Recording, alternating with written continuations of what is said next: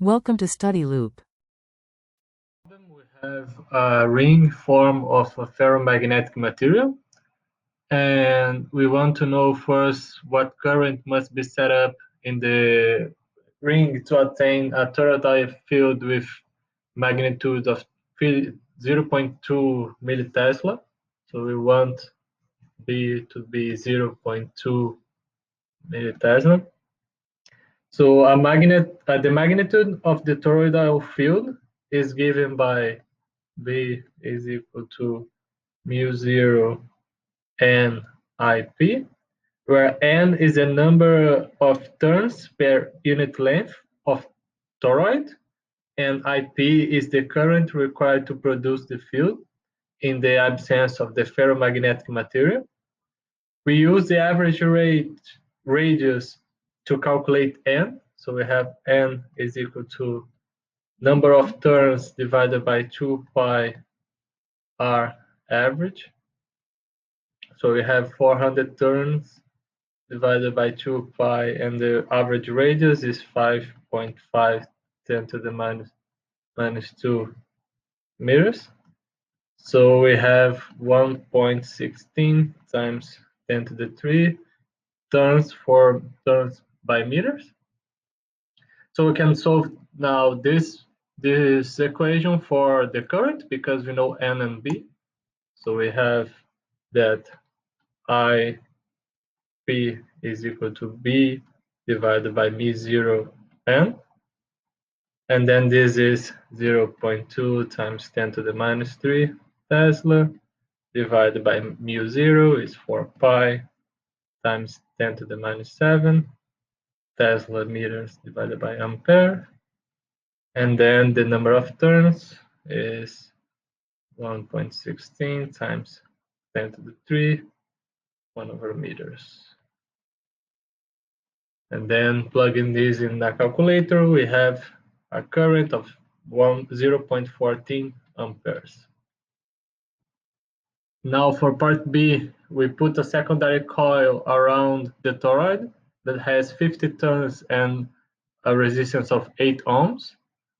And we want to know how much charge moves through the secondary coil when the current in the toroid windings is turned on.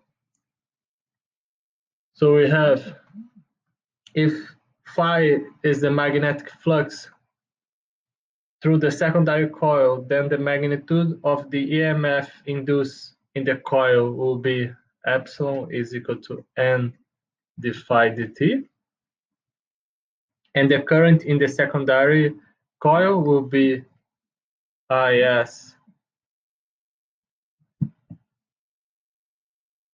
is equal to epsilon divided by R, where R is the resistance of the coil. So we can write this directly. The current in terms of the variation of the flux is N over R d phi dt. The charges that passes through the secondary when the primary current is turned on is then Q is the integral of this current in the interval of time. And because the current is written as a total derivative, so we have N over R integral d phi dt dt. This is just N phi over R, where we choose phi of 0 equals 0. So the magnetic field through the secondary coil has a magnitude of B is equal to B0, the calculated before, plus the new induced one. And this is 801 B0, where Bm is the magnetic field of the dipole. The total field is perpendicular to the plane of the secondary coil, so the magnetic flux is AB, where A is the area of the ring and B is the magnetic field. So if R is the radius of the ring, we have a circular cross section. So we have the flux. We can write the flux as 801 pi B0 R squared, where the radius R is 0.5 centimeters.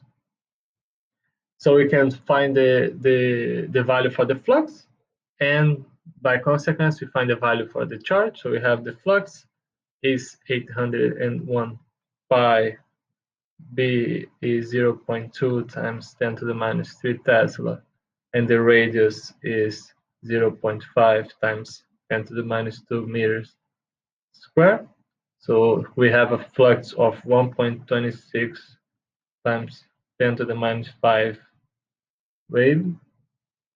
And then, because we have the flux, now we can find directly the charge. So the charge is 50 times 1.26 times 10 to the minus 5 divided by 88 ohms. And we have a charge of 7.9 times 10 to the minus 5 coulombs. So this is a charge that moves in the secondary coil when the toroidal windings is turned on.